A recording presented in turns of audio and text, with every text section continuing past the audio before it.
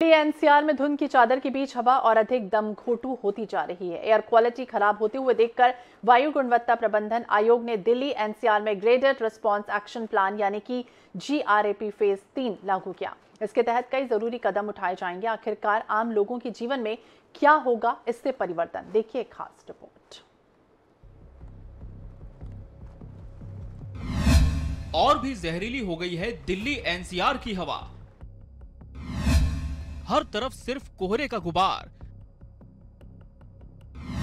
बिगड़ती स्थिति के मद्देनजर ग्रैप स्टेज 3 लागू।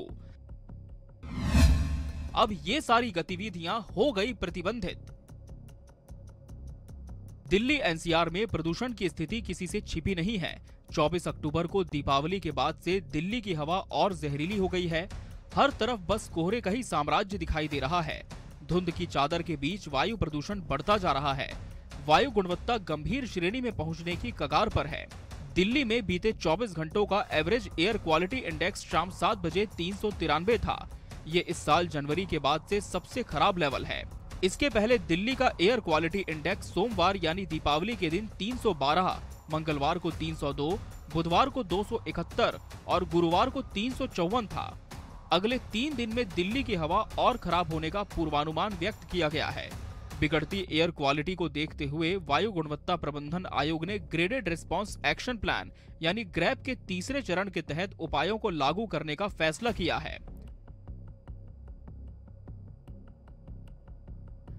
वायु गुणवत्ता प्रबंधन आयोग यानी CAQM की शनिवार शाम को बुलाई गई इमरजेंसी मीटिंग में कहा गया है कि प्रतिकूल मौसमी परिस्थितियों और पराली जलाने की घटनाओं में अचानक से बढ़ोतरी हुई है। इस वजह से दिल्ली एनसीआर में GRP के फेज 3 पर तुरंत अमल किया जाए। राजधानी और इसके आसपास के इलाके में हालात की गंभीरता के मद्देनजर GRP में वायु प्रदूषण निरोधक कदमों की लिस्ट है। आपको बता दें कि अब इसके लागू होने के बाद राष्ट्रीय सुरक्षा, रक्षा,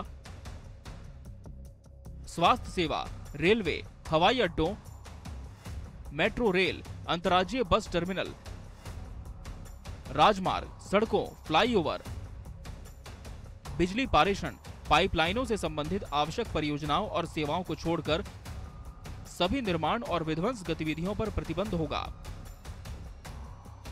क्षेत्र में खनन गतिविधियों की भी अनुमति नहीं होगी। खुदाई, बोरिंग और ड्रिलिंग के लिए मिट्टी का काम, निर्माण और वेल्डिंग संचालन, निर्माण सामग्री की लोडिंग और अनलोडिंग, फ्लाई ऐश सहित कच्चे माल का हस्तांतरण और कच्ची सड़कों पर वाहनों की आवाजाही भी शामिल है।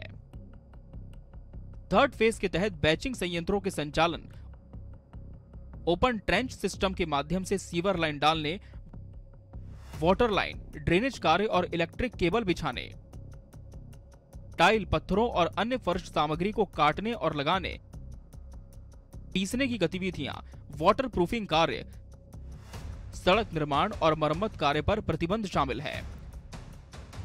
बिगड़ती वायु गुणवत्ता को देखते हुए दिल्ली एनसीआर में BS3 के पेट्रोल और BS4 के डीजल संचालित 4 पहिया वाहनों के चलने पर प्रतिबंध लग सकता है। ये निर्देश अधिकारियों पर बाध्यकारी नहीं है।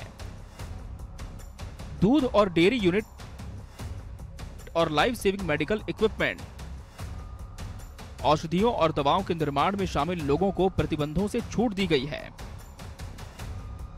निर्देश में लिखा गया है कि अधिकारियों से अपेक्षा की जाती है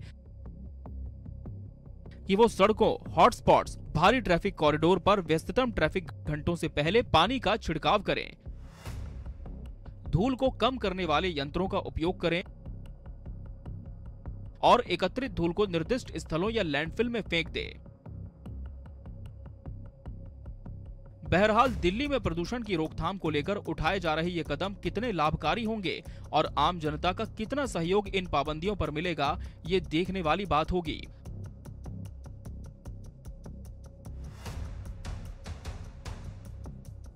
ब्यूरो रिपोर्ट, नेशनल डेस्क।